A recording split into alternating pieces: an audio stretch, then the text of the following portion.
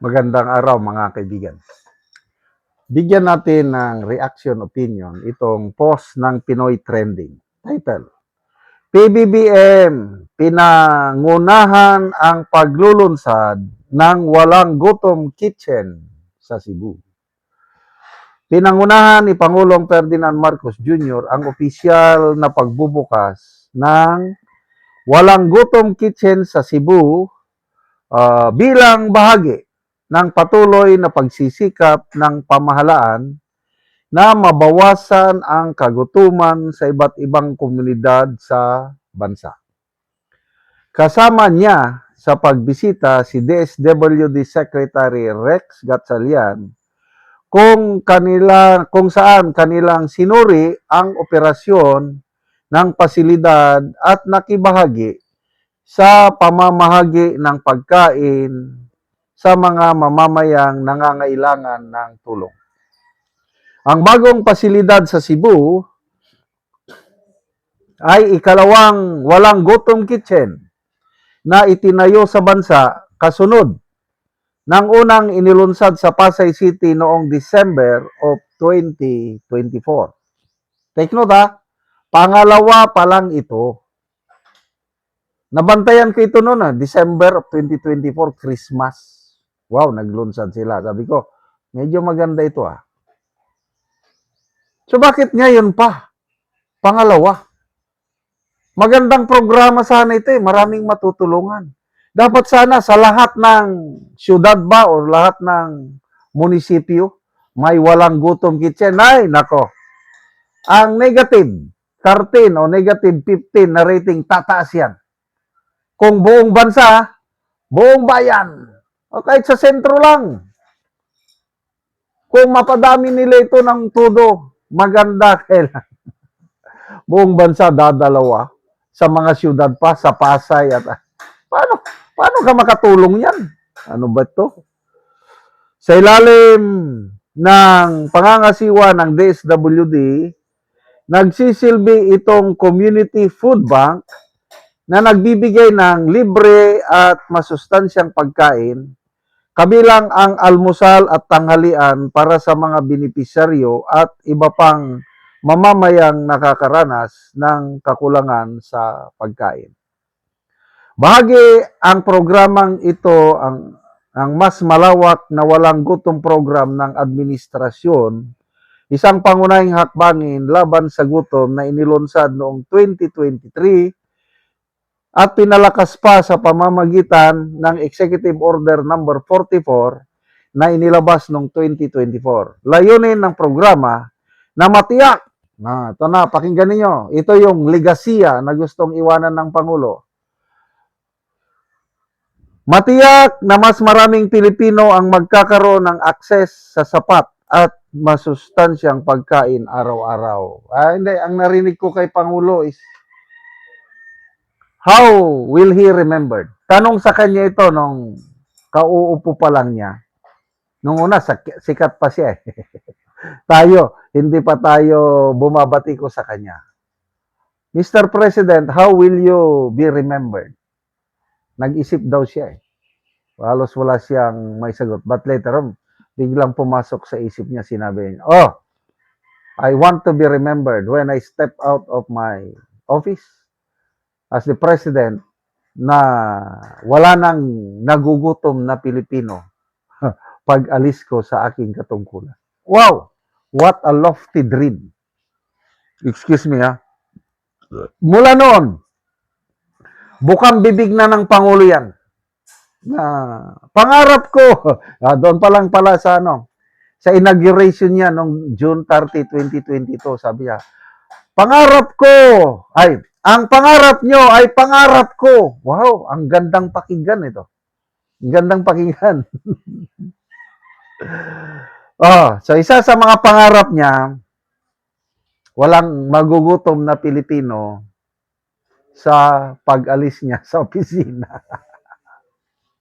Parang parehas lang yan sa kanyang pangako nung nagkakandidato pa siya na ibaba natin ang presyo ng bigas, 20 pesos per kilo. Iyon. Nagkaroon na ba? Yes, meron naman. In fairness sa Pangulo, meron. Yung BBM, 20 bigas meron na. Kailang hintayin pa nila na magkalindol, magkano, bago sila magbenta ng 20 pesos per kilo na bigas. Okay. So, sa mga iba't ibang bayan, lalo na yung may NFE center, pwede naman makabili. Pipila ka lang. Ito ang wife ko. Magbisita, may bahay kami sa Agusan del Sur. Nalaman niya, yung isang wife ng sundalo, retired na sundalo, pwedeng makipila, sabi. Pwede bang bilhan mo rin ako para, so bumili, I think, 5 kilos ata, bumili. Wow, nakamura dahil 20 pesos per kilo na bigas. So ang wife ko, yun ang niluto niya para sa mga karpintero kasi pinapaayos yung bahay namin sa Agusan del Sur. Kailangan matikman nila yung bigas. Sabi ng wife ko, ayoko na. Ayoko nang bibili. Bakit? Walang lasa. Bahalang mahal. Basta kasi naawa siya sa kanyang mga karpintero, di ba? Karpintero, mahirap trabaho. Pagod na pagod. Pagkain nila sa 20 pesos per kilong bigas, wala daw lasa. Wala na. Hindi na ko ulit na bibili nito. Ay, nako. Oh, parang ganyan lang. Ang Pangulo, walang gutom. Unang kitchen, walang gutom kitchen sa Pasay 2024 pa, December. Ngayon lang sinundan. Pwede ba gawin nyo naman lahat ng siyudad para marami kayong matulungan? Anong ibig sabihin? Dadalawa sa buong bansa. Ano yan? Pampataas sa negative rating.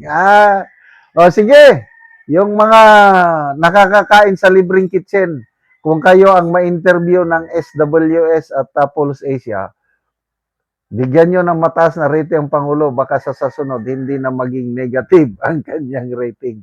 Kawawa naman siya. Salamat mga kaibigan sa inyong pagsubaybay sa channel na ito. Nakakatulong kayo ng malaki sa tribong Talandig ng Bukidnon dahil ang sweldo natin sa channel na ito is pantulong po sa tribo. Namimigay tayo ng libreng yero at pako para makapagpatayo sila ng mas maayos na tirahan. Panoorin nyo ang video na ito. Balay sa natabangan ng Bugero. Sumuna ni Chora sa buslot sa iyang atop. Kita gid nato nga buslot na gid ang iyang mga atop. So kining diri gani dapat isumpay lang. Kon buslot na gyapon.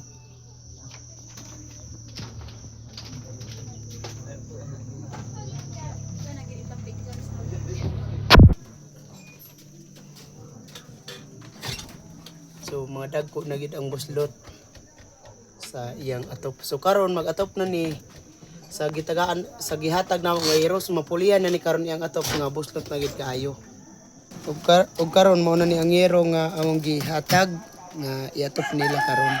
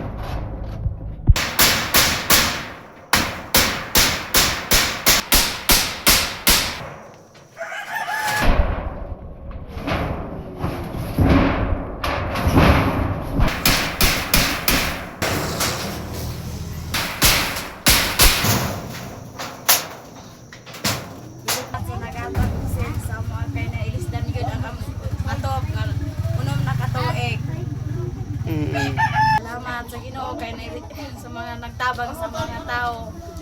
Daghang gyud salamat. Nga nag-atop na mo. Nakaatop na gid mi og maayo nga sen kay among sen daw gyud kaayo.